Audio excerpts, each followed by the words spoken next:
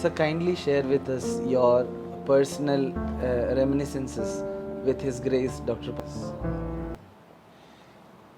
I know Pavlos Margrigoris fairly well. Actually, it started in 1972 onwards. Okay.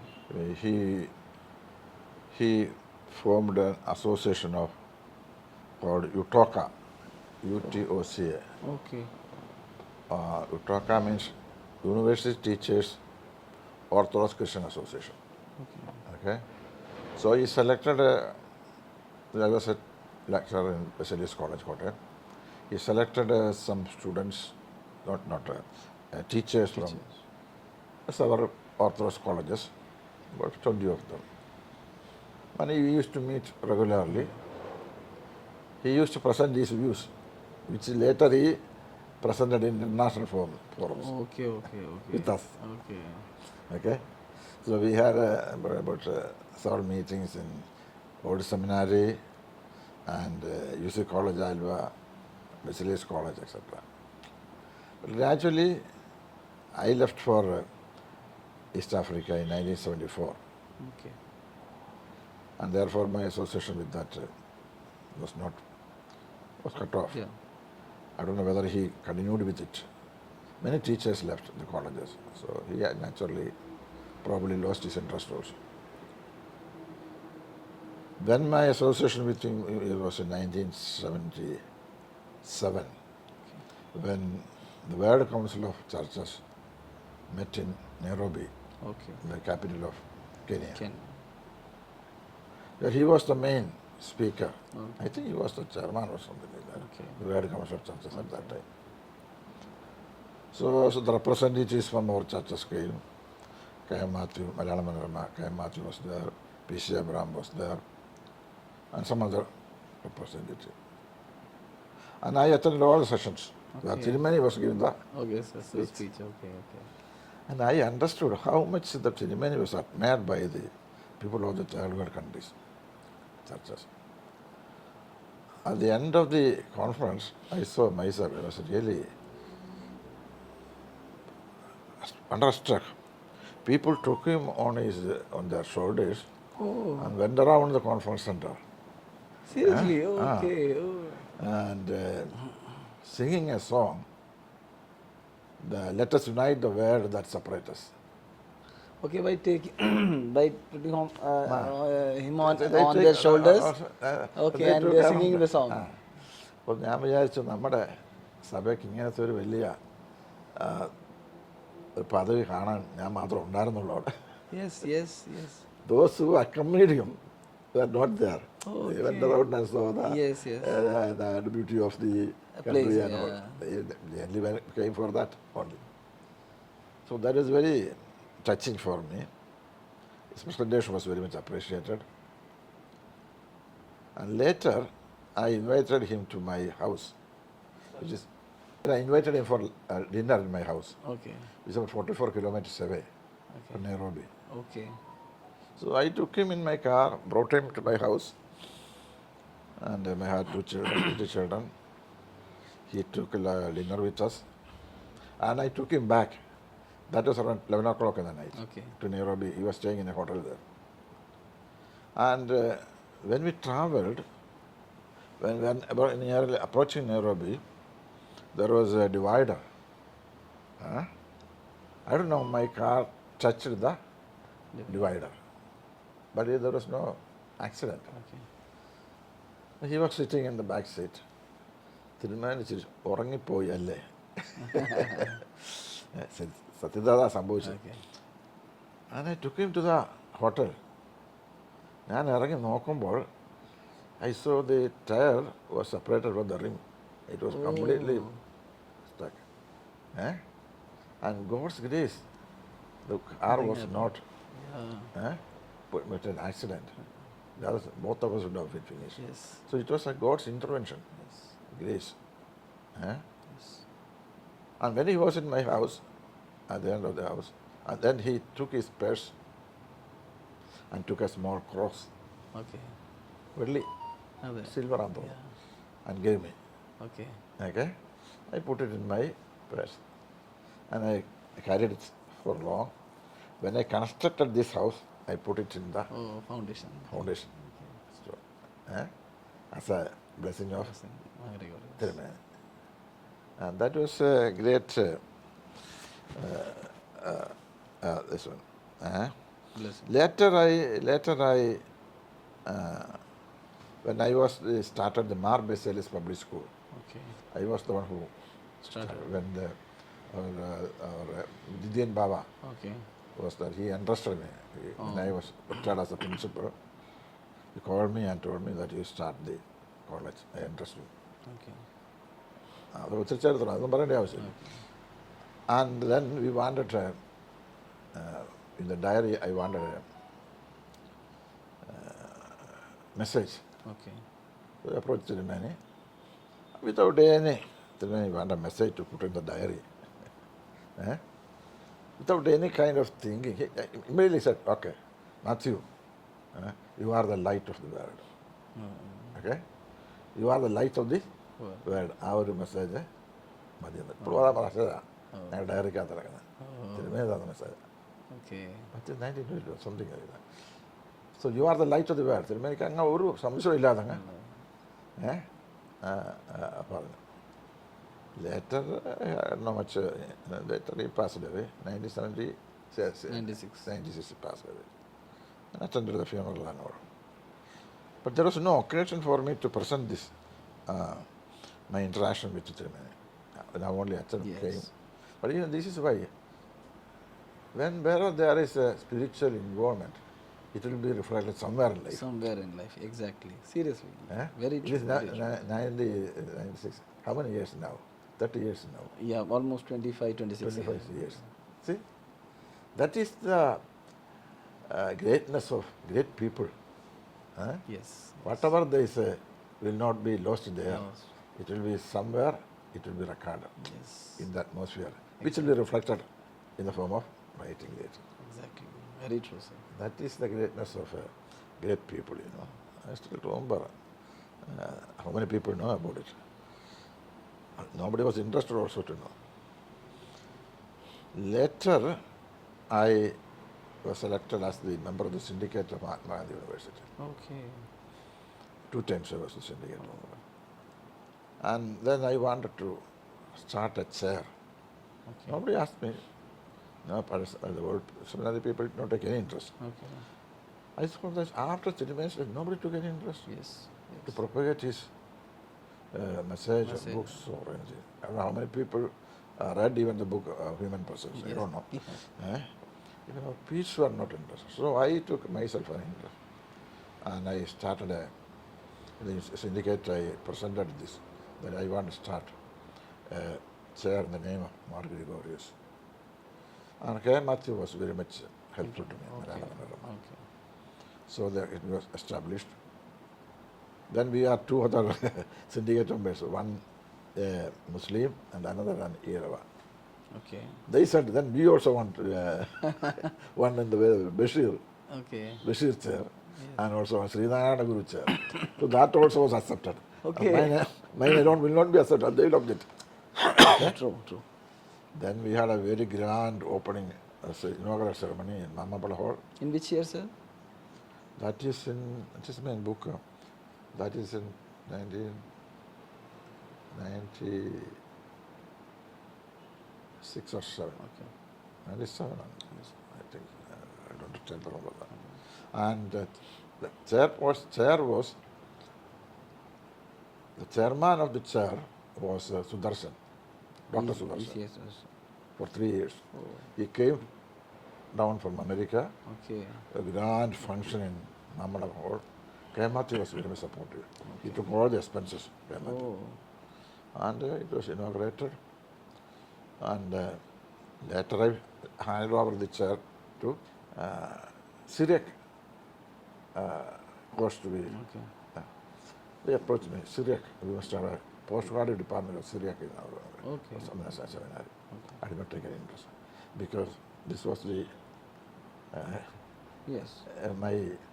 another one. Other. This was my experience. At that time, the Catholics, there is Catholic institute is there. The priest was my classmate. Okay. So he approached me, can you have a Syriac, can you try your best to give the Syriac course in our college? College. That is college is Kottayam only. Okay. He was my classmate. He was an Orthodox man. Later he became a Okay. Catholic priest. Okay. So I agreed and we started. That is the only department having a postgraduate course without a degree course. Degree course. Okay. Okay. Because I was so powerful in the syndicate, whatever I said, They used to accept. they accepted. Even now, every year they conduct World Conference of Syriac. Okay. If you don't, Romania has a great personal relationship and also ideological. Yes.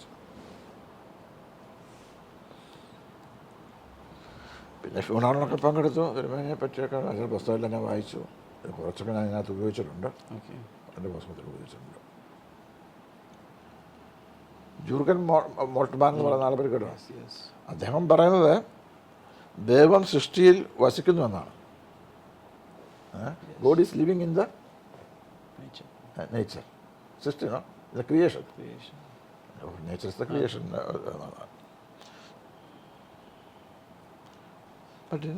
ഈ ക്രൈസ്തവ വേദശാസ്ത്രത്തിൽ ഒരു പാരിസ്ഥിതികമായ അവലോകനം ഇന്നും ഉണ്ടായിട്ടില്ല. പരിസ്ഥിതിയെ നമ്മൾ കാര്യമായിട്ട് ക്രൈസ്തവ വേദശാസ്ത്രത്തിൽ ഉണ്ടായിട്ടേ ഇല്ല. Yes. Yes. ഉണ്ടായിട്ടില്ല എന്നുള്ളതാണ്. നമ്മുടെ പ്രധാനപ്പെട്ട വാട്ട് വാസ് അവർ മെയിൻ ഫോക്കസ്? സിൻ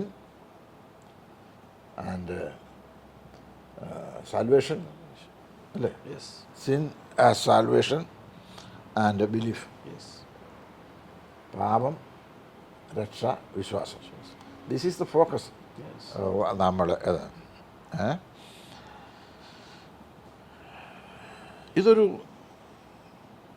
ഇതൊരു മനുഷ്യാധിഷ്ഠിത വീക്ഷണമാണ്. ആന്ത്രപ്പോ സെൻട്രിക് എന്ന് നമ്മൾ പറയാം. ആന്ത്രപ്പോ സെൻട്രിക് വീക്ഷണമാണ്.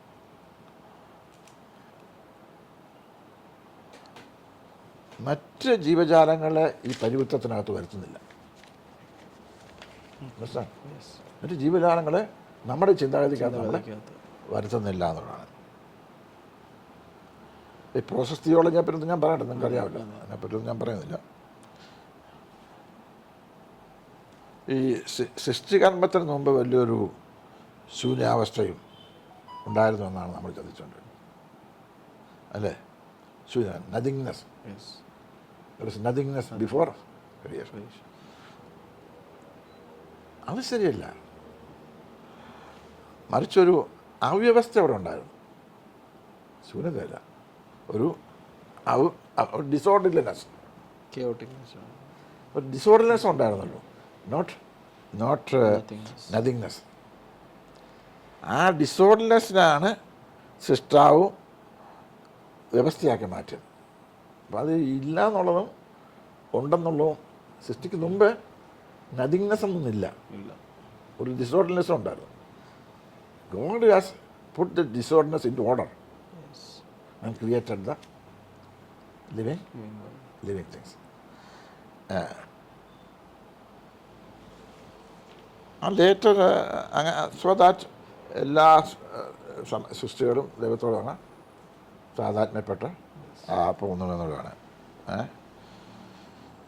പിന്നീട് അവ ലിവിങ് ആൻഡ് നോൺ ലിവിങ്, ജൈവ അജൈവ Yes. ഘടകങ്ങളായിട്ടാണ് രൂപാന്തരപ്പെട്ട് വരിക ചെയ്തത്. പറയുന്നത് Yes. മനസ്സിലാവുന്നത്. Yes. The disorderness was not there. Nothingness was not there, but there was only disorder. which was later translated into what we see in the form of living and Non-living. non-living. Not living and non-living എന്ന് പറയുന്നത് ജോലി തന്നെ ശരിയല്ല. Yes. But we see nature. But we see that in nature. അപ്പം അങ്ങനെ സൃഷ്ടിയിലൂടെ പൂരകമായി വരുന്ന ഒന്നാണ് പ്രകൃതി എന്ന് പറയുന്നത്. നമ്മളുടെയൊക്കെ വലിയ വെച്ചെന്ന് പിതാവ്, പുത്രൻ, പരിശുദ്ധാത്മാവ്, ഇത് മൂന്നാണ് നമ്മൾ ആരെങ്കിലും പറയുന്നുണ്ടോ? ഇല്ല. ഇല്ല. മറ്റൊന്നിന് മറ്റൊന്നാണ്. അതെ. പൂർവമായിട്ട് നൽകുന്നു എന്ന് പറഞ്ഞ പോലെയാണ് ഗോഡ്, ദൈവം, ദൈവം, മനുഷ്യൻ, പ്രകൃതി. God, man and nature. അപ്പം ഇത് അന്യോന്യം വേർപെട്ട് കിടക്കുന്നതല്ല, അത് ബന്ധപ്പെട്ട് കിടക്കുന്നു എന്നുള്ളതാണ്. Therefore, his omnipresence is seen everywhere എന്നുള്ള ചിന്താഗതിയാണ് അവിടെ കൊണ്ട് നമ്മളെ പറയാം. അപ്പം നമ്മൾ യെശയ്യാ പ്രവാചകനും യെരമ്യാ പ്രവാചകനും സങ്കീർത്തനത്തിലും വളരെ പ്രധാനപ്പെട്ട് പറയുന്നത് അഖിലാണ്ട മുഴുവൻ അവൻ്റെ മഹത്വം കൊണ്ട് നിറഞ്ഞിരിക്കുന്നു. അഖിലാണ്ട മുഴുവൻ അവൻ്റെ മഹത്വം കൊണ്ട് നിറഞ്ഞിരിക്കുന്നു എന്നുള്ളതാണ്. അപ്പോൾ ഞാൻ അച്ഛനെ പറയണ്ടല്ലോ, യുനോ ദാറ്റ് സ്വർഗം എൻ്റെ സിംഹാസനം, ഭൂമി എൻ്റെ പാദപീഠവും ആണ് എന്ന് പറയുന്നത് കൊണ്ട് സ്വർഗം വലുതും ഭൂമി കീർത്തനമാണെന്ന് അർത്ഥമില്ല അവിടെ. പാദപീഠം എന്ന് പറഞ്ഞപ്പോൾ ഭൂമി ഒരു കീർത്തനമാണെന്നുള്ള അർത്ഥത്തിലല്ല അതവിടെ പ്രയോഗിച്ചിട്ടുണ്ട്. അത് ഒന്നിൻ്റെ രണ്ട് വശങ്ങൾ മാത്രമേ അതിനെ കാണാനായിട്ട് വരും.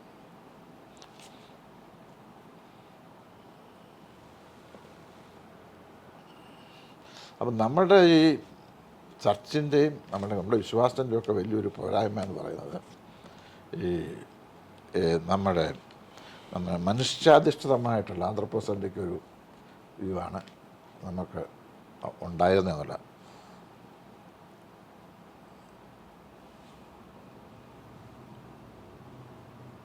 അപ്പോൾ ഇങ്ങനെ ഈ മനുഷ്യാധിഷ്ഠിതമായ പ്രകൃതിയും ജന്തുക്കളും നമുക്ക് കാണുവാനായിട്ട് സാധിക്കുന്നില്ല. അപ്പം പണ്ടത്തെ നമ്മുടെ ഒരു പ്രാർത്ഥന ഉണ്ടായിരുന്നു, ആകാശങ്ങളിലൂടെ ഞങ്ങളുടെ ഇപ്പം അത് കാണുന്നില്ല. പാരിസ്ഥിതിക നീതിയും പ്രത്യേകിച്ച് ക്ലൈമറ്റ് ജസ്റ്റിസും സഭയ്ക്കില്ല. നമുക്ക് യോബിൻ്റെ പുസ്തകത്തിലും യെരമ്യാവിൻ്റെ പുസ്തകത്തിലും യോവേലിൻ്റെ പുസ്തകത്തിലും പാരിസ്ഥിതിക നീതിയെക്കുറിച്ചാണ് പറയുന്നത് മുഴുവൻ. അതൊന്നും നമ്മുടെ ടീച്ചിങ്സിൽ വന്നിട്ടില്ല. പരിസ്ഥിതി പറയുന്നതില്ല. So there is a very close holy relation between man, nature and God. ഇത് വേർതിരിക്കാനൊക്കെ. ഇത് എട്ടുകാലി വല പോലെയാണ്. എട്ടുകാലി വലയായിട്ട് എവിടെയെങ്കിലും തൊട്ടാൽ വല മുഴുവനായിട്ട് കിടന്ന് കുലുങ്ങുന്നതാണ്, ഇല്ലേ? എന്ന് പറഞ്ഞ പോലെയാണ് മനുഷ്യനെയും പ്രകൃതിയെയും ദൈവത്തെയും മാറ്റി നിർത്തിക്കൊണ്ട് നമുക്ക് ചിന്തിക്കാൻ നമ്മളെ കൊണ്ട് സാധിക്കുകയില്ല. And therefore we need a holy approach to nature. ഒരു വിശുദ്ധ സമീപനമാണ് നമുക്ക് വേണ്ടത്. ആ സമീപനം ഇന്നേ വരെ നമുക്കുണ്ടായിട്ടില്ല എന്നുള്ളതാണ് നമ്മുടെ അതായത് സൃഷ്ടിയിൽ നിന്ന് സൃഷ്ടാവിനെ വേർതിരിക്കാൻ പാടില്ല. The creature cannot be separated from the creation. They are the same with different sides. Same ആയിട്ട് തന്നെ കാണണം. ഈ ഫ്രഞ്ച് തിയോളജി ടെലിഹാർഡ് എന്ന് പറയുന്ന അതിനെപ്പറ്റി ഞാൻ നിങ്ങളോട് പറയേണ്ട ആവശ്യമില്ലല്ലോ. അദ്ദേഹം കോസ്മിക് മാൻ എന്നാണ് പറഞ്ഞത്. ഓക്കെ. തിരുമേനി അതും പറയുന്നുണ്ട്. സോ തിരുമേനി പറയുന്നത് ഈ ദൈവ ചൈതന്യത്തെ പ്രതിഫലിപ്പിക്കുന്ന ഒരു കണ്ണാടിയാണ് പ്രകൃതി. അതുകൊണ്ടാണ് പ്രസൻസ്, ഹ്യൂമൻ പ്രസൻസ് എന്ന് പറയുന്നത്. ഇപ്പം പ്രകൃതി തന്നെയാണ് ദൈവം എന്നുള്ള ചിന്താഗതി. I don't know whether how far it is. അവർ ഇൻ്റലക്ട് കനോട്ട് കോംപ്രിഹെൻഡ് ദാറ്റ്. അപ്പോൾ ഭാരതീയ പാരമ്പര്യത്തിൽ പറയുന്നുണ്ട്, ഞാൻ പുതുതായിട്ട് പുസ്തകത്തിൽ പറയുന്നുണ്ട്, അതായത് എല്ലാത്തിലും ഈശ്വരനായിട്ട് ആരാധിക്കുക. മരങ്ങൾക്കും വെള്ളത്തിനും നദികൾക്കും എല്ലാം ഈശ്വരൻ്റെ പേരാണ് കൊടുത്തിരിക്കുന്നത്, നദികൾക്ക് വരെ. ഭാരതീയ പാരമ്പര്യത്തിൽ പണ്ട് മുതലേ അങ്ങനെ പറയുന്നത്. എന്നാലും ഭാരതീയ പാരമ്പര്യത്തിൽ ചില വസ്തുക്കൾ പറയുന്നു. ബ്രഹ്മാവിനെയൊക്കെ സെപ്പറേറ്റ് ആയിട്ടാണ് അവിടെയും കാണുന്നത്. അതിൻ്റെ പ്രസൻസാണ് പറയുന്നത് എന്ന് പറയുന്നത്. So what we need is a sacred approach towards nature. That is not what is lost. ഒരു പവിത്രമായ സമീപനം ആണ് പ്രകൃതിക്ക് നമുക്ക് വേണ്ടി. നമ്മുടെ ചർച്ചിനെതിനെ ഇതിനെക്കൊണ്ട് സാധിക്കുമെന്ന് ചോദിച്ചാൽ ഇന്നത്തെ ഘടന കൊണ്ട് സാധിക്കില്ല. ഈ ഘടനയിൽ നിന്നുകൊണ്ട് ചർച്ചിന് ഇങ്ങനെയുള്ള ചിന്തകളാണ്. അതുകൊണ്ട് ഈ ഘടന മാത്രമല്ല, ഈ ഘടന ഇല്ലാതാവേണ്ടി. In the same, in this present structure, we cannot inculcate this kind of revolutionary ideas. The church has people, ഇപ്പോഴത്തെ ഘടന ഇല്ലാതാണ്. ഇതിനകത്ത് നിന്നൊരു പരിവർത്തന സാധ്യത. ഒരു ആന്ത്രോപ്രോസെൻട്രിക് അപ്രോച്ചിൽ നിന്ന് മാറി ഒരു നേച്ചറിലേക്കുള്ള ഒരു ഹോളി സേക്രഡ് അപ്രോച്ച്. അതെ, അത് ആ അപ്രോച്ച് വരണം. പക്ഷെങ്കിൽ ഇവിടെ പ്രശ്നം എന്ന് പറയുന്നത് ഈ പവിത്രമായ സമീപനം വേണം. ഓക്കെ, ആ പവിത്രമായ സമീപനം വേണമെങ്കിൽ പോലും അത് ഈ ഘടനയിൽ നിന്നുകൊണ്ട് അതിനെ മാറ്റാനൊക്കെ. ഇതൊരു വിപ്ലവകരമായ ചിന്തയാണ്. ഘടന തന്നെ ഇല്ലതാണ്, ഒരു പുതിയ ഘടന വന്നെങ്കിലും സാധിക്കും എന്നൊരു ചിന്താഗതി ചില ചിന്തകന്മാരെ വെച്ച് പുലർത്തുന്നുണ്ട്. ഈ പുതിയ ഘടനയെന്ന് സാർ ഉദ്ദേശിക്കുന്നത് ഒന്നില്ലാതെ വേറെ പുറകെ വരുമല്ലോ. പ്രകൃതി ആത്മീയതയെന്ന് പറഞ്ഞാൽ ഒന്നാണെന്നുള്ള പുതിയ ഘടന ഉണ്ടാവണം. ഇത് വേർതിരിക്കാൻ പാടില്ല എന്നുള്ളതാണ്. അങ്ങനെ അത് നമ്മുടെ ഉണ്ടാകണം. നമ്മുടെ പല സംഗതികളും റീറൈറ്റ് ചെയ്യേണ്ടി വരും. ഒരു റീ റീഡിങ്ങും റീ ഓറിയൻറ്റേഷൻ അതിനകത്ത് കൊണ്ടുവരേണ്ടി വരും. റീ റീഡിങ് ഓറിയൻറ്റേഷൻ പോരാ. റീ റീഡിങ് എന്ന് പറഞ്ഞാൽ ഉള്ളതിൻ്റെ ഉള്ളതില്ലാതാണ്. ഓക്കെ, ഘടന തന്നെ ഓക്കെ, ആ ഘടന മുഴുവനായിട്ട് അബോളിഷ് ചെയ്ത് പുതിയ ഒരു ഘടന ഉണ്ടാണ് ചർച്ച ക്രിയേറ്റ് ചെയ്ത്. അതൊരു ഞാനത് പറയുന്നത് എൻ്റെ അഭിപ്രായമാണെന്ന് വിചാരിക്കണ്ട. ചില ചിന്തകന്മാരുടെ ഒരു അഭിപ്രായങ്ങളാണ് ഞാനത് പറയുന്നത്.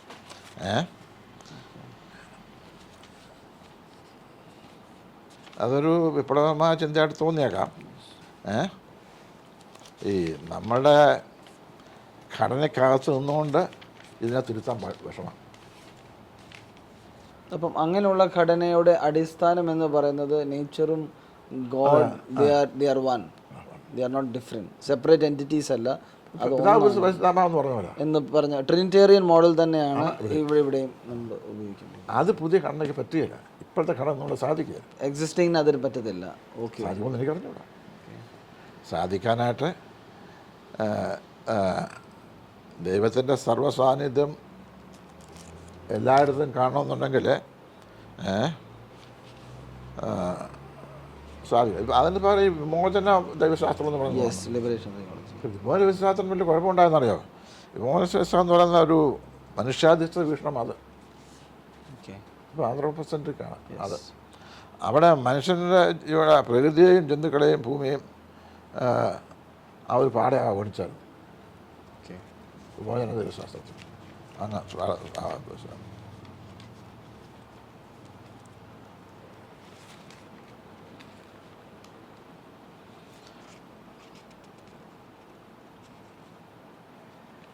പ്രകൃതിയോട് ഒരു വിശുദ്ധ സമീപനം നമുക്ക് വേണം.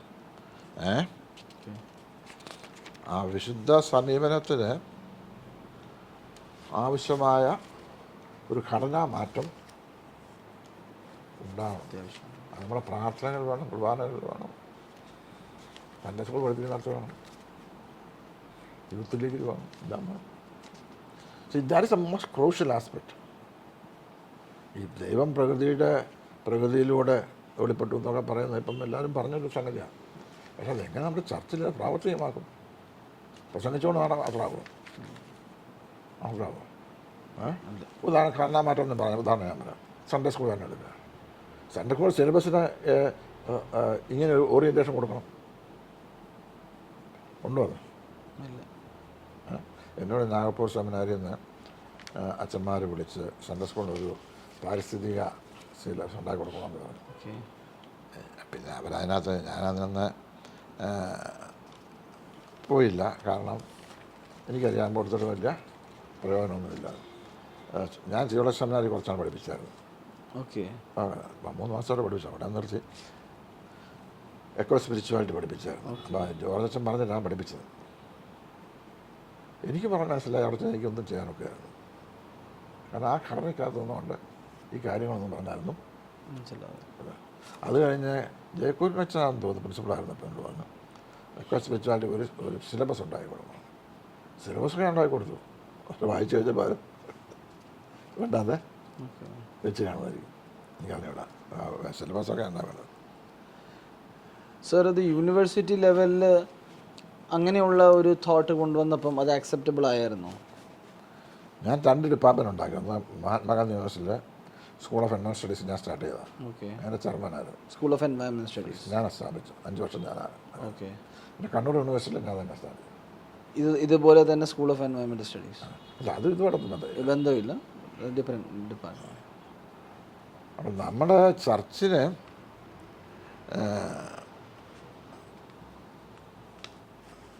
ഒരു ഘടനാമാറ്റം ഉണ്ടായെങ്കിൽ മാത്രമേ ഈ മുകളിൽ നിന്നുകൊണ്ടുള്ള ടില്ലിങ് ആൻഡ് ടോയ്ലറ്റ് കള പറിക്കാൻ പറ്റുകയില്ല. ഉഴുതു മറിച്ചെങ്കിൽ ഇമാതിരി ചിന്തകൾ ഉണ്ടാകത്തുള്ളൂ. അപ്പോൾ അവിടെ സകലത്തിലും ഉണ്ടാകണം. കുർബാനകളുണ്ടാകണം, സൺഡേ സ്കൂളുണ്ടാകണം, നമ്മുടെ ആധ്യാത്മിക കൺവെൻഷനുകളുണ്ടാകണം. ആരെയും ഉണ്ടാക്കുന്നുള്ളത് പ്രകൃതിയിൽ തന്നെയാണ് ദൈവം എന്ന് പറഞ്ഞാൽ ആൾ ഓടിക്കും അവിടെ ചെന്നാൽ. അല്ലേ? പ്രകൃതി തന്നെയാണ് ദൈവം എന്ന് പറഞ്ഞത്. ഞാൻ ഒരു എക്സ്ട്രീമിലേക്ക് പോകണ്ട. അതെ, എക്സ്ട്രീമിലേക്ക് പോകേണ്ട. ജീവിച്ച ഇതിനും പ്രകൃതി നിൽക്കുന്നു എന്ന് തെരുമനസ് പറഞ്ഞൊക്കെ നമുക്ക് അക്സെപ്റ്റ് ചെയ്യാം, കോസ്മെറ്റ് ചെയ്യാം. പക്ഷെങ്കിൽ അതിൽ കൂടുതലായിട്ട് നമ്മൾ ഇത് പ്രാവർത്തികമാക്കണമെങ്കിൽ ഈ ഘടനയ്ക്കുള്ളിൽ നമുക്ക് സാധിക്കുക. കാര്യമായ ചേഞ്ച് ഘടനയിൽ വരുത്തണം. അതുണ്ടാകുമോ? അതിലേക്ക് നമ്മളെ കാത്തിരിക്കാൻ. കാത്തിരുന്നില്ലെങ്കിലത്തെ കുഴപ്പം ഈ ഘടന തന്നെ ഇല്ലാതായിപ്പോകും. ഈ വിദേശങ്ങളുടെ പാശ്ചാത്യ ചർച്ചിലൊക്കെ ഇതിലെ സംഭവിച്ചത്. ഘടന ഇല്ലാതാകാൻ നമ്മൾ മാറില്ല. ഘടന മോഡിഫൈ ചെയ്ത് കൊണ്ടുവരാനായിട്ടാണ് നമുക്ക് ദൈവം സൃഷ്ടിയിൽ തന്നെ വസിക്കുന്നു എന്ന ചിന്ത പോലും നമ്മുടെ ചിന്തയിൽ ഇതുമായിട്ട് വന്നിട്ടില്ല. ഉണ്ടോ? നമ്മുടെ പ്രാർത്ഥനകളിലോ നമ്മുടെ കുർബാനകളിലോ നമ്മുടെ മീറ്റിങ്ങുകളിലോ ഉണ്ടോ? ദൈവം പ്രകൃതി വസിക്കുന്നു, ദൈവം പ്രകൃതി തമ്മിൽ രണ്ടും ഒന്നാണ്. ഭാരതീയ പാരമ്പര്യ ചിന്ത പോലും നമ്മൾ വന്നിട്ടില്ല. ഈ ഭാരതീയ അത് ഞാനത് വായിച്ച് പഠിച്ചപ്പോൾ എനിക്ക് മനസ്സിലായി. You are far behind the traditional Indian cultural thinking. Far ahead of us ആ കാര്യത്തിൽ ഉണ്ടായിരിക്കുന്നത്.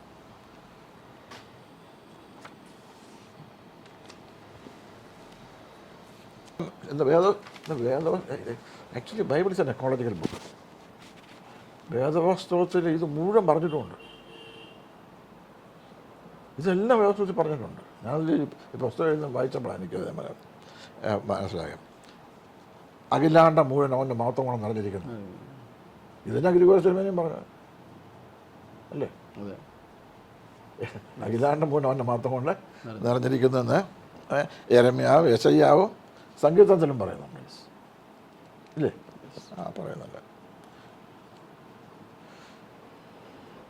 പക്ഷെ സ്വർഗം സംബന്ധിച്ച് സിംഹാസനവും ഭൂമി എൻ്റെ പാതപീടാന്ന് പറഞ്ഞപ്പോൾ നമ്മൾ വിചാരിച്ചു ആരും കണ്ടതാണ്. ഓക്കെ, പാതപീടം എന്ന് പറഞ്ഞാൽ ഒരു കാല് ചവിടി നീങ്ങുന്നത്. അതൊരു മേലാളും കീഴാണ് നമ്മളെ ബന്ധമല്ല. ഞാൻ അത് ഒന്നിൻ്റെ പിന്നെ ഭാഗങ്ങൾ മാത്രമാണ്, ബസ് മാത്രമാണ്.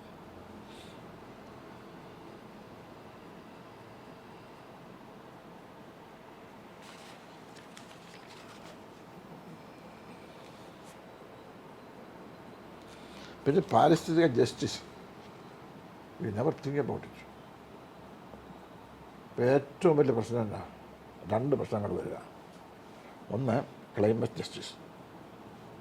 ക്ലൈമറ്റിനോട് നമ്മുടെ സമീപനം ഒന്നുമില്ല. Not criticise. ഇനി വേറൊന്ന് വരികയാണ്, 4th ഇൻഡസ്ട്രിയൽ റെവല്യൂഷൻ വരിക. ഈ 4th ഇൻഡസ്ട്രിയൽ റെവല്യൂഷൻ വരുമ്പോഴത്തേക്ക് നമ്മൾ കംപ്ലീറ്റ് മാറാൻ പോവുക. നമ്മൾ ഈ കാണുന്ന പോലെ നല്ല അടുത്ത് വരുമ്പോൾ മുഴുവൻ artificial intelligence, digitalisation. Artificial intelligence എന്ന് പറഞ്ഞാൽ എന്തോ നമ്മുടെ വീട്ടിൽ നമുക്ക് ഇരിക്കുക, നമ്മളെ മുഴുവൻ കൺട്രോൾ ചെയ്യുന്നവരാണ്. അതെ അതെ.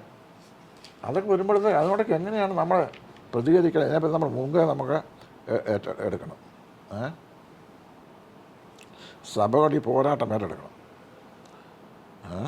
ആ പോരാട്ടം ഏറ്റെടുക്കാനാണ് സഭ ചെയ്യേണ്ടത്. ദൈവത്തെ പ്രതിനിധീകരിക്കുന്ന ഒരു കണ്ണാടിയായിട്ട് പോലും നമ്മൾ പ്രകൃതിയെ കാണുന്നില്ല. ഉണ്ടോ? ഉണ്ടോ? ഇല്ല. ദൈവത്തെ വ്യവസ്ഥത്തിൽ പറയുന്ന കാര്യങ്ങളാണ്. ദൈവത്തെ ഭൂമിയിൽ നിന്ന് ദൈവം നിറഞ്ഞിരിക്കുന്നു എന്നാണ് പറഞ്ഞത് അല്ലേ? ഭൂമിയിൽ നിന്ന് ദൈവം കൊണ്ട് നിറഞ്ഞിരിക്കുന്നു. അപ്പം ദൈവത്തെ ഇപ്പം ഒരു കണ്ണാടിയായിട്ട് പോലും നമ്മൾ കാണാറില്ല. So a sacramental approach to nature, പവിത്രമായ ഒരു സമീപനം നമുക്ക് ഇന്ന് ഉണ്ടാകേണ്ടിയിരിക്കും.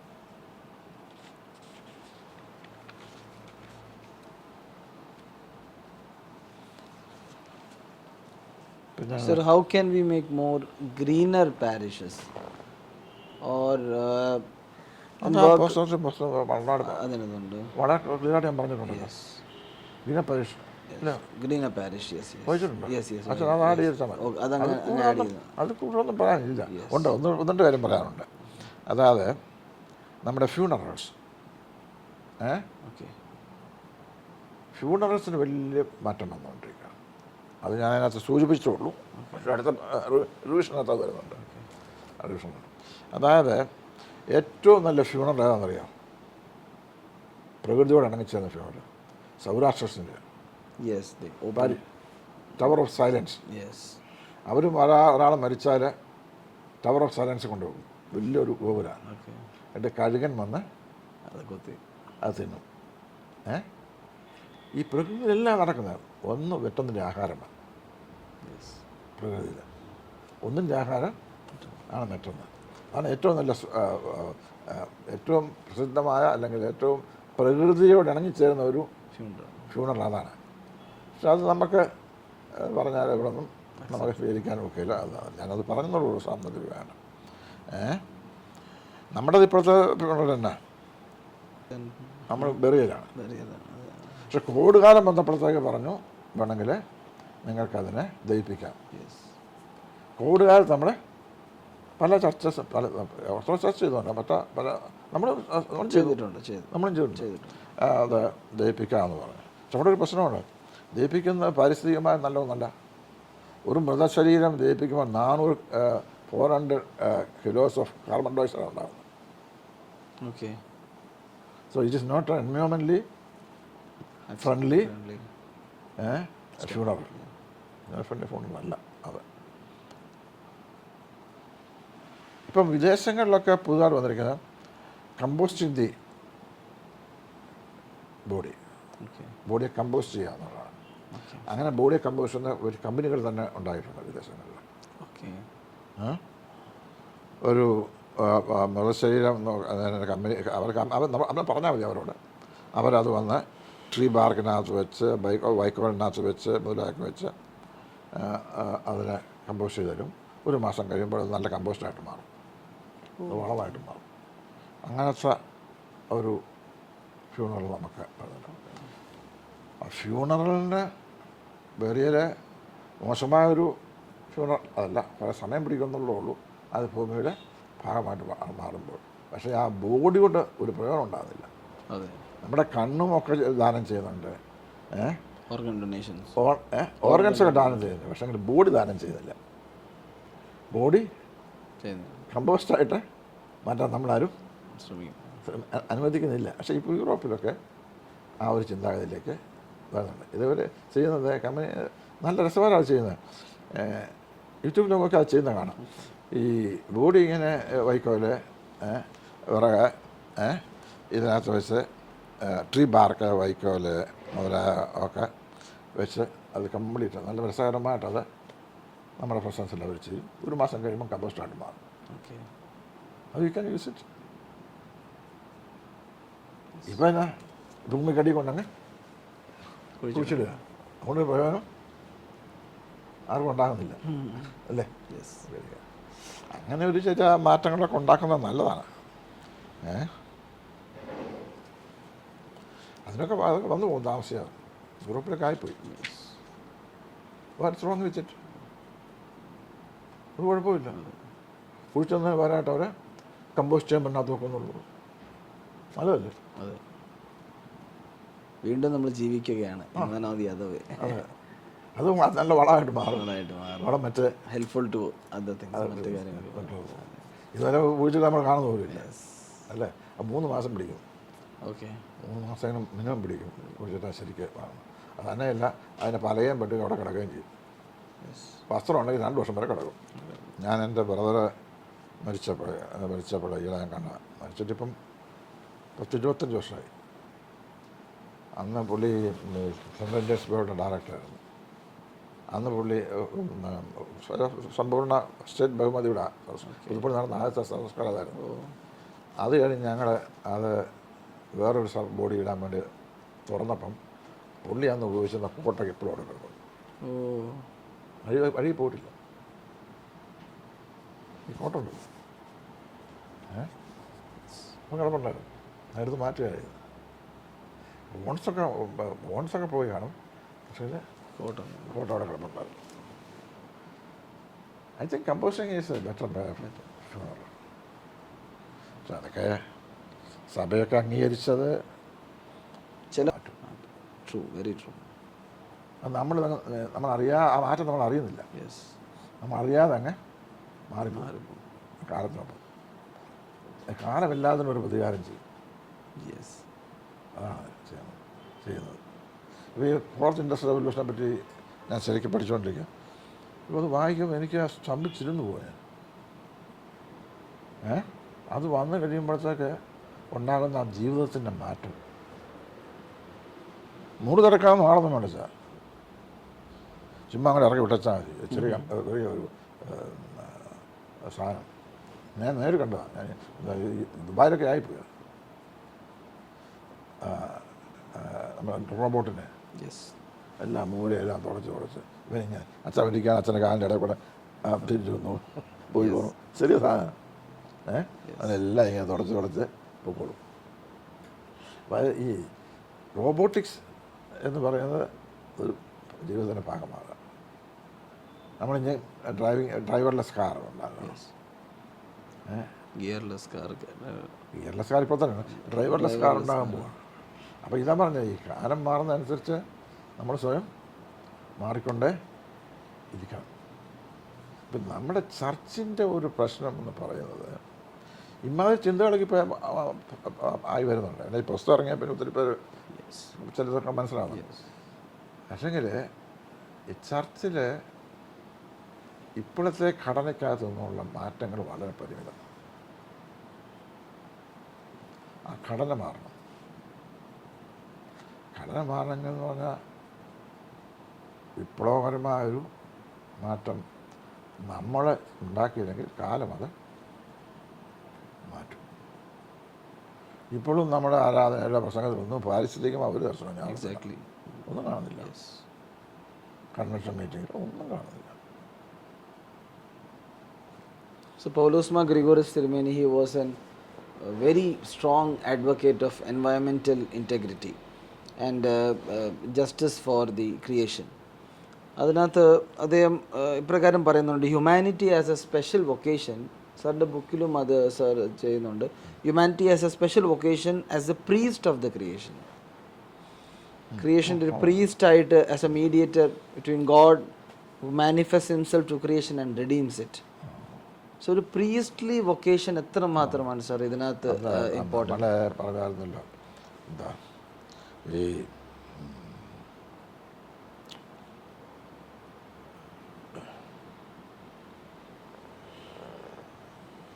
നമ്മുടെ കാര്യവിചാരകത്വം. കാര്യവിചാരത്വം ഒരു മാനേജ്മെൻറ്റ് മോഡലാണ്. അതല്ല വേണ്ടത്. കാര്യവിചാരകത്വം എന്ന് പറഞ്ഞാൽ എല്ലാം ശരിയായിട്ടൊക്കെ സ്റ്റീവേർഡ് മോഡൽ. സ്റ്റീവേർഡ് മോഡലാണ്. കാര്യവിചാരത്തല്ല, ഒരു ശുശ്രൂഷ മോഡലാണ് അത്. ഒരു ശുശ്രൂഷ മോഡലും കാര്യവും രണ്ടാണ്. സഭയുടെ അച്ഛന്മാരൊക്കെ പ്രസംഗിക്കുന്നവരുണ്ട്. നമ്മുടെ പ്രകൃതിയുടെ കാര്യവിചാരകത്വം അതൊരു മാനേജ്മെൻറ്റ് മോഡലാണ് അല്ലേ? യെസ്. എല്ലാം നോക്കി വന്നാൽ അതിൻ്റെ വലിയ ഭംഗിയായിട്ട് പോകണം. അതല്ല, ഒരു സെർവൻ ലീഡർഷിപ്പ്. യേശുക്രിസ്തു അതായിരുന്നു, സെർവൻ ലീഡർഷിപ്പ് ആയിരുന്നു.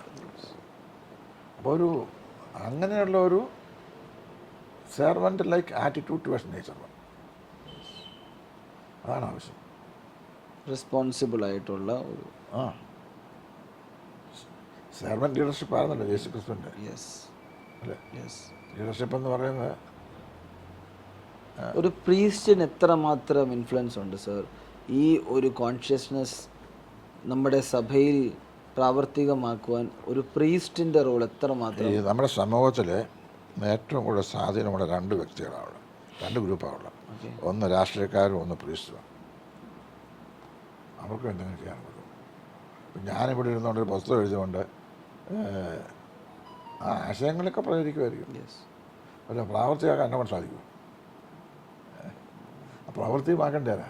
ഒരച്ഛനെ ഒരു സമുദായ ഒരു പള്ളിയിൽ നിന്ന് വിളിച്ചു പറഞ്ഞാൽ അത് ആളുടെ ഉദാഹരണമായിട്ട് വേസ്റ്റ് മാനേജ്മെൻറ്റ്. അപ്പം അച്ഛൻ പറഞ്ഞു നിങ്ങളുടെ വീട്ടിൽ നിന്ന് വേസ്റ്റ് മാനേജ്മെൻറ്റ് ബയോഡിഗ്രേഡും ഡിഗ്രേഡും സെപ്പറേറ്റ് ചെയ്യണം. ഞങ്ങൾ ഇടയ്ക്കൊക്കെ വന്ന് നോക്കും, വിസിറ്റ് ചെയ്യും. ഞങ്ങൾ രോഗികളെ ശുശ്രൂഷിക്കാൻ നോക്കാൻ മാത്രമല്ല വരുന്നത്, നിങ്ങളുടെ കോമ്പൗണ്ടൊക്കെ കാണാനും അവിടെ നിങ്ങൾ പാരിസ്ഥിതികമായിട്ടൊക്കെ സൂക്ഷിച്ചിട്ടുണ്ടെന്ന് അറിയാം, നിങ്ങളുടെ വേസ്റ്റൊക്കെ നിങ്ങൾ മാനേജ് ചെയ്യുന്നതെന്ന് അറിയാം. ആ രീതിയിലും നമ്മൾ പോകുന്നില്ല. ഉണ്ടോ? ചെയ്യുന്നുണ്ടോ? നമ്മുടെ പല സ്ഥാപനങ്ങളിലും ഇങ്ങനെയുള്ള ഒരു സെപ്പറേറ്റഡ്നെസ് സാർ ഇപ്പോൾ പറഞ്ഞ പോലെ ഡീഗ്രേഡബിൾ, നോൺ ഡീഗ്രേഡബിൾ, അല്ലെ ബയോ വേസ്റ്റ്, വെറ്റ് വേസ്റ്റ്, അങ്ങനെ ഡ്രൈ വേസ്റ്റ്, അങ്ങനെ ഒരു ആ സെപ്പറേറ്റഡ്നെസ്സും കാണുന്നില്ല. അതൊക്കെ പള്ളിയിൽ അച്ഛന്മാരുടെ പേരുടെ ഒരു ഓവറോളായിട്ട് പാരിസ്ഥിതികമായിട്ട് അക്കോമഡേറ്റീവ് ആണോ ആ കുടുംബം? അവിടെ നിങ്ങൾ കഴിക്കുന്ന ഭക്ഷണം ഏത്? നിങ്ങൾ കൂടുതൽ കൂടുതൽ വെജിറ്റേറിയനാണ്. ഒരാഴ്ചയിൽ 7 ദിവസവും നിങ്ങൾ നോൺ വെജിറ്റേറിയൻ കഴിക്കുകയാണെങ്കിൽ ചൊവ്വായും ബുധനും വെള്ളിയെങ്കിലും നിങ്ങൾ വെജിറ്റേറിയൻ കഴിക്കണം. ഇതൊക്കെ സിമ്പിളായിട്ട് ഇൻസിസ്റ്റ് ചെയ്യാവുന്ന കാര്യങ്ങൾ. അത് പള്ളിയിൽ പറയണം. അപ്പം അങ്ങനെ അടിച്ച് അച്ഛന്മാർക്കോളം സ്വാധീനമുള്ളവർ നമ്മുടെ സമൂഹത്തിൽ വളരെ രാഷ്ട്രീയക്കാരും.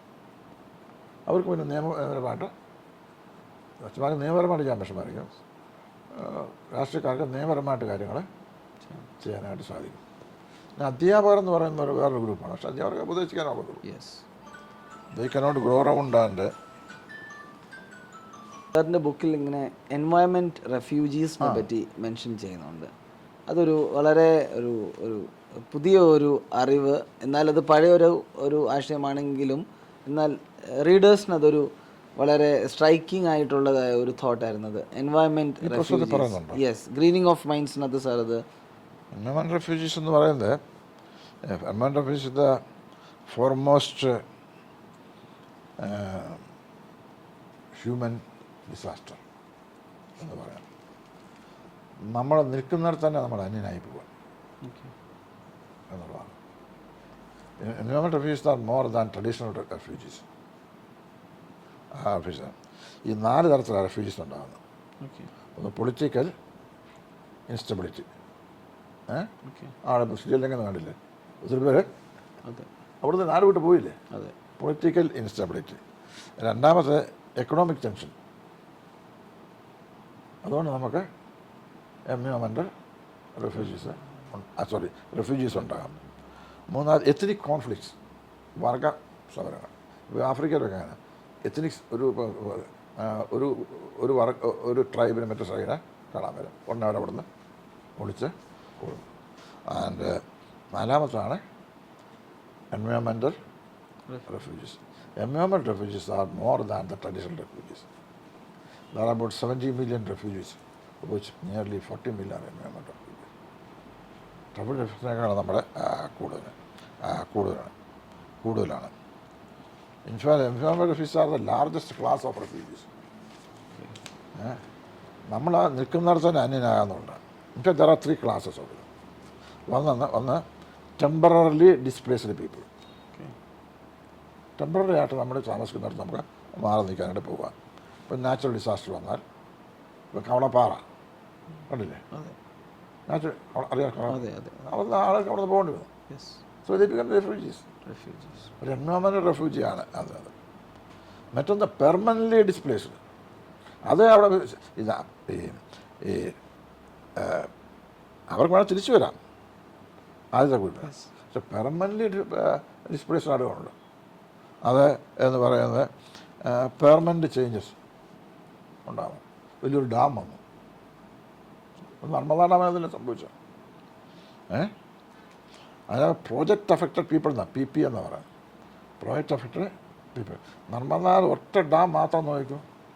ആൻഡ് യു നോ ദാറ്റ് നർമ്മദയിൽ ഇപ്പോൾ 37,000 ഹെക്ടേഴ്സ് ഓഫ് ലാൻഡാണ് സബർജന. അവിടെ നിയർലി നർമ്മദയിൽ നിയർലി 248 വില്ലേജസ് അപ്രത്യക്ഷമായത് ഒറ്റ ഡാം കാരണം. അപ്പം അത് പെർമനൻ്റ് റെഫ്യൂജീസാണ് അവർ. അവിടെ നിന്ന് അവർ അപ്പം ടെമ്പററി ആയിട്ടുണ്ടാകാം, പെർമനൻ്റ് ആയിട്ടും ഉണ്ടാകാം. പിന്നെ ഒന്നുണ്ട്, ഹ്യൂമൻ ആക്ഷൻ കൊണ്ട് ഉണ്ടാകുന്ന റെഫ്യൂജീസ് ഉണ്ട്. ഡിഫോറസ്റ്റേഷൻ വരുന്നു, അല്ലെങ്കിൽ ഡെസർട്ടിഫിക്കേഷൻ, അങ്ങനെ പല രീതിയിൽ റെഫ്യൂജീസാണ്. നമ്മൾ നിൽക്കുന്നിടത്ത് തന്നെ നമ്മൾ അന്യനായി പോകും. That is A largest class of refugees. നമ്മുടെ വീട്ടിൽ ചേർന്ന് നമ്മൾ അന്യനായി പോകുന്ന ഏരിയ. അതിൻ്റെ ഏറ്റവും വലിയ കുഴപ്പമെന്ന് പറയുന്നത് ദിസ് ക്ലാസ് ഓഫ് എൻവയോൺമെൻ്റൽ refugees are mainly the economically and socially weaker sections of the society. Okay, അതാണ് ഈ വീക്കർ സെക്ഷൻസാണ് ഇതിലായിട്ട്, particularly Adivasis and tribals. You know Adivasis and tribals constitute 8% of the Indian population. ഇവരെയാണ് ഇത് കൂടുതലും ബാധിക്കുന്നത്. പിന്നെ ന്യൂ വാർസ്, യുക്രൈൻ്റെ കാര്യം എടുത്തു. Most 90% of people are refugees. എൻവയോൺമെൻ്റൽ റെഫ്യൂജിയാണ് വാറെന്ന് പറയാം. പിന്നെ ഉണ്ട് new viruses, new diseases refugees ഉണ്ടാകും. ഇപ്പം വേറെ പുതിയ റെഫ്യൂജീസ് ഉണ്ടാകുന്നുണ്ട്. വാട്ടർ കോൺഫ്ലിക്റ്റും ഉണ്ട്. ഇപ്പോൾ ആഫ്രിക്കയിലൊക്കെ കൂടുതൽ 50 countries of the world water conflicts. സുഡാനൊക്കെ പോയിട്ട് വെച്ചാൽ അവിടെയൊക്കെ പോയി നോക്കണം. അവിടെ റെഫ്യൂജീസാണ്. ഈവൻ ഫോർ 10 years നൈറോബിയിലൊക്കെ ചെന്ന ഉൾപ്രദേശം കഴിഞ്ഞാൽ എല്ലാം റെഫ്യൂജീസ്. വെള്ളമില്ല, അവിടെ ഓർക്ക് പോകുന്നു. അപ്പം നിൽക്കുന്നിടത്ത് തന്നെ നമ്മുടെ അന്യനായി തീരുക. എൻവയോൺമെൻ്റൽ refugees the largest class of refugees. അതിൻ്റെ പോസിബിലിറ്റി ഇനി മുന്നോട്ട് കൂടുന്നതേ ഉള്ളൂ, ഒരു കുറയത്തില്ല. അങ്ങനെയാണോ സാർ ചിന്തിക്കുന്നത്? ഇനിയിപ്പം ക്ലൈമറ്റ് ചേഞ്ച് കൊണ്ടുണ്ടാകുന്ന റെഫ്യൂജീസ് എത്രയാണെന്ന് പ്രവചിക്കാനൊക്കെ. ക്ലൈമറ്റ് ചേഞ്ച് കൊണ്ട് അത് ഞാൻ പുതിയ പുസ്തകത്തിലൊരു ചാപ്റ്റർ ഞാൻ ആഡ് ചെയ്യുന്നുണ്ട്. ക്ലൈമറ്റ് ചേഞ്ച് കൊണ്ടുണ്ടാകുന്ന റെഫ്യൂജി.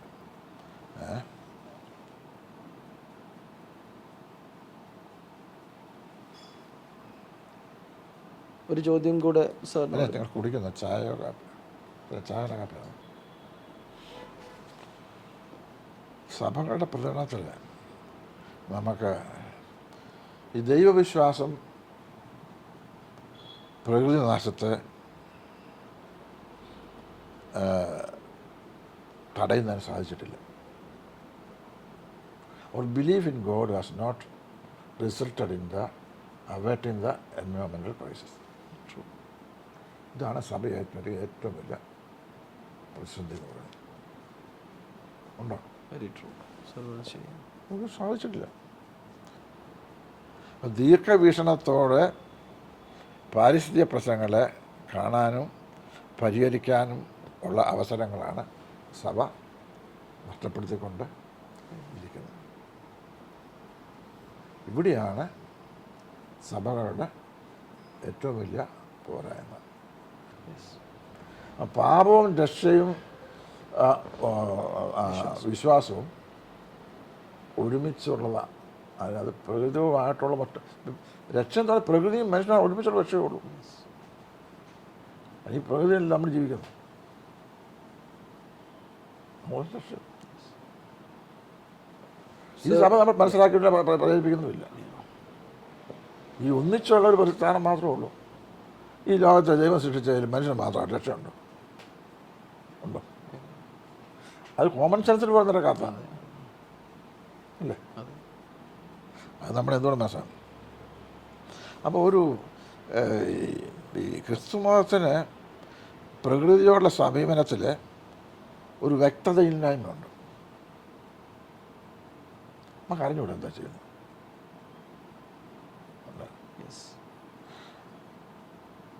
മനുഷ്യന് മാത്രമേ ഉള്ളൂ എന്നും മറ്റു ജാലനും രക്ഷയില്ല എന്ന് പറയും. അപ്പോൾ ആ ഒരു ചിന്താഗതി മാറണം. പ്രകൃതിയോട് വിനയപൂർണമായ ഒരു സമീപനം, ഇതിനെല്ലാത്തിനെയും കൂടെ ഉൾപ്പെടുത്തിക്കൊണ്ട സമീപനം. വിനയപൂർണ്ണം മാത്രം ഒരു ശുശ്രൂഷാത്മക സമീപനം, ഒരു servant attitude towards nature.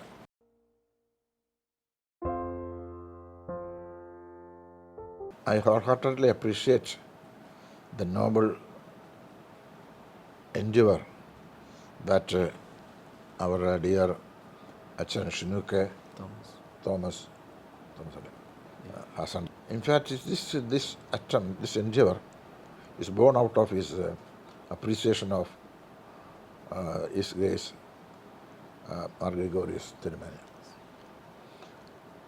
He wants to propagate the ideas and messages of Tirumeni to the whole world, so that it will be appreciated by others, and thereby bring out a change in the life and attitude of people. His ideas are very great and noble, that will never die. Moreover, it will shine everywhere in the world with a renewed vigor and vitality. And I hope this attempt will be appreciated by all people concerned and give more due importance to his teachings and messages for the welfare of not only our church but for the whole humanity. I really appreciate it, which nobody else has taken up, which you have done.